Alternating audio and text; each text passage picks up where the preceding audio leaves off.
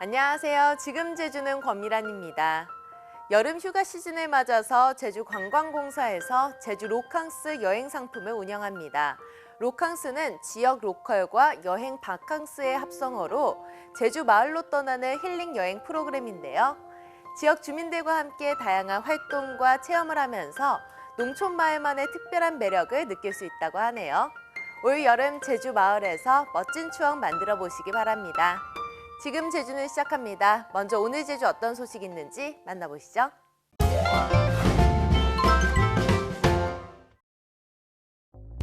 코로나19에 대응한 긴급복지지원 적용 기간이 연말까지로 늘어납니다. 제주시는 이달까지였던 코로나19 제도 개선 기간을 올해까지 연장함에 따라 소득이 끊겼거나 급격히 줄어든 경우 코로나19로 인한 위기 상황으로 인정돼 하반기에도 긴급복지 신청을 할 수 있다고 밝혔습니다. 특히 하반기부터는 생활준비금 공제 비율 조정과 동일한 사유로 인한 지원 횟수 제한 등이 폐지돼 신청 기준이 대폭 완화됐습니다. 응급 환자를 병원으로 이송하는 119 구급차 안. 누워있던 환자가 갑자기 주먹으로 구급대원을 폭행하기 시작합니다. 또 다른 구급차, 똑같은 상황이 벌어집니다. 지난 5년간 이처럼 119 구급차 안에서 구급대원이 폭행당하는 일이 제주에서만 30건이나 발생했습니다. 저희가 그거 한 번 겪고 나면 다른 주치자 출동 나갈 때도 마냥 이게 후유증처럼 트라우마가 생기게 됩니다. 다른 환자를 만날 때도 이 사람이 혹시 때리지 않을까, 처치하는데도 좀 소극적으로 처치할 수밖에 없다고 생각됩니다.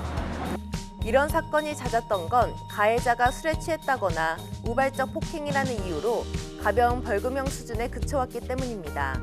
하지만 최근 구급차 내 폭행에 대한 사법부의 시각이 달라졌습니다.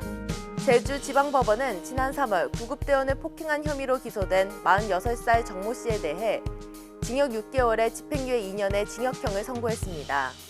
재판부는 이번에도 만취 상태에서 우발적 범행인 것은 감안했습니다. 더욱이 피해자가 처벌을 원치 않고 동종 전과가 없었는데도 예전과 달리 징역형을 선고한 겁니다. 구급대원 폭행을 중대한 불법 행위로 간주하기 시작했기 때문입니다. 우리 공동체 모두를 위협할 수 있는 강력한 범죄라는 인식을 가져야 합니다. 제주소방안전본부에서는 소방특별사법경찰을 통해서 무관용 원칙으로 엄정 대응할 예정입니다. 실제 지난 2017년까지 구급대원 폭행 사건은 절반 넘게 벌금형 수준이었지만 최근엔 금고 이상 징역형 판결이 65%나 될 정도로 처벌 수위가 높아지고 있습니다.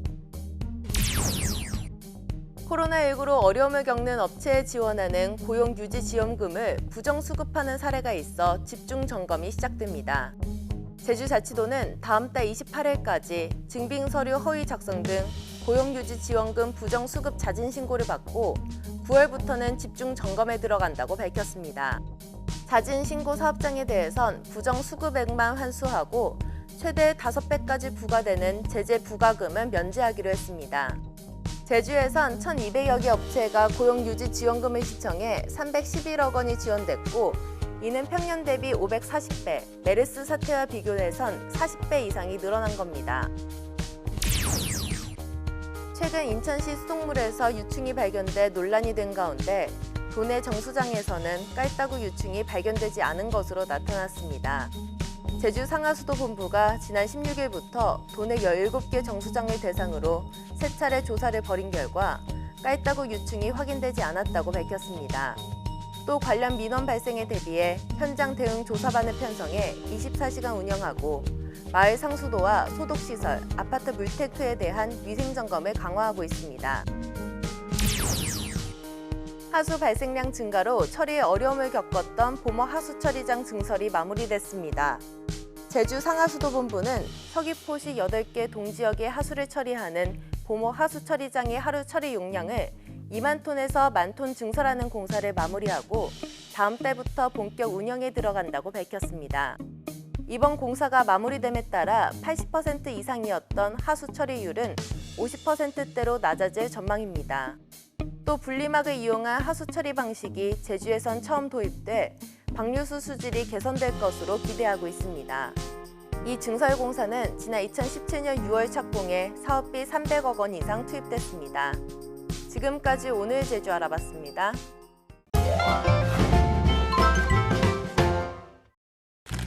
안녕하세요. 오늘 제가 찾아온 이곳은 굉장히 유명한 관광지 주문에 위치한 천재연 폭포입니다.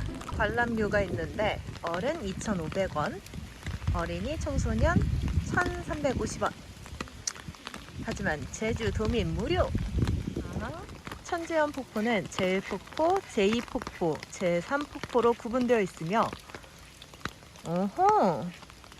1폭포는 비가 많이 내려서 상류에서 하천수가 흘러내릴 경우 제외하고는 평상시에는 폭포를 볼 수가 없다네요.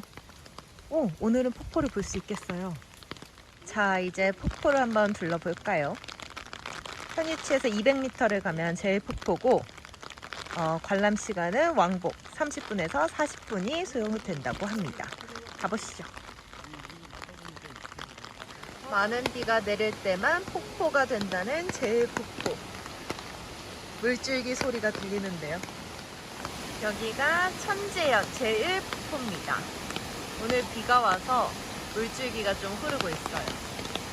생각보다 물줄기가 세진 않네요. 여기 물은 흐르고 흘러서 어디로 가는 걸까요? 자, 바로 이어서 제2폭포로 가보도록 할게요.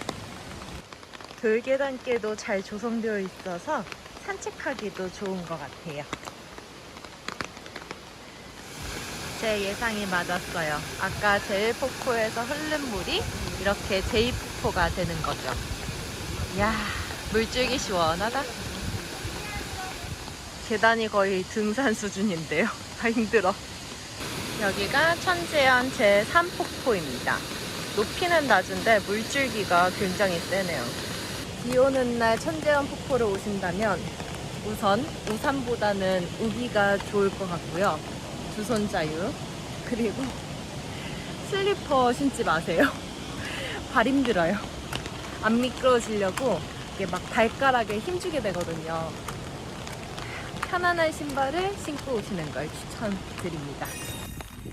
이곳 천재연 폭포가 비 오는 날 추천 관광지인 이유가 우선 비 올 때만 만날 수 있는 제1폭포의 물줄기를 만날 수 있고요.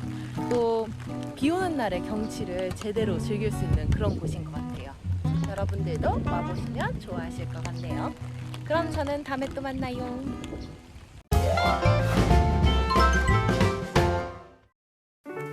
오늘 제주는 대체로 구름 많은 날씨 보이겠는데요. 다만 북동부와 산지에는 강한 소나기가 오는 곳이 있겠습니다. 폭염특보가 발효 중인 가운데 오늘 제주의 낮 최고 기온 33도까지 오르면서 무덥겠습니다. 그럼 이어서 좀 더 자세한 오늘 제주의 날씨 전해드리죠. 오늘 제주는 북태평양 고기압의 가장자리에 들어 구름 많겠습니다. 오후까지 대기 불안정으로 인해 산지와 북동부 지역으로 돌풍과 천둥, 번개를 동반한 시간당 10에서 20mm 이상의 강한 소나기가 내리는 곳이 있겠습니다. 오늘 낮 최고 기온은 29도에서 33도로 무덥겠습니다. 제주도 북부, 서부, 동부에 폭염특보가 발효 중인 가운데 당분간 제주시, 한림읍, 구자읍 등 한라산 북쪽을 중심으로 낮 기온이 30도에서 33도까지 오르겠습니다. 또한 밤사이에도 열대야가 나타나는 곳이 있겠습니다. 모레까지 북태평양 고기압의 가장자리에 들어 구름 많은 날씨가 이어지겠습니다. 다음은 제주 항로를 포함한 바다 날씨입니다. 오늘 오후 제주 해상은 구름 많겠고 물결은 0.5에서 1.5m로 일겠습니다. 내일까지 제주도 전해상과 남해 서부 서쪽 먼바다에 짙은 안개가 끼는 해역이 있겠으니 항해나 조업하는 선박은 각별히 유의하시기 바랍니다. 오늘 제주 항로로 가는 여객선은 대체로 정상 운항될 것으로 예상됩니다. 다만 기상 여건과 선박 사정에 따라 결항 또는 시간이 변경될 수 있습니다. 다음은 공항 날씨입니다. 오늘은 전국 공항이 대체로 흐리고 비가 내리겠습니다. 이번 비는 내일 아침까지 이어지겠고 지역에 따라 오다 그치다를 반복하며 소강 상태를 보이는 곳이 많겠습니다. 한편 제주공항은 오늘 가끔 구름 많겠습니다. 오늘 제주기점 항공편 이용에는 큰 불편 없겠습니다. 지금까지 날씨 정보였습니다.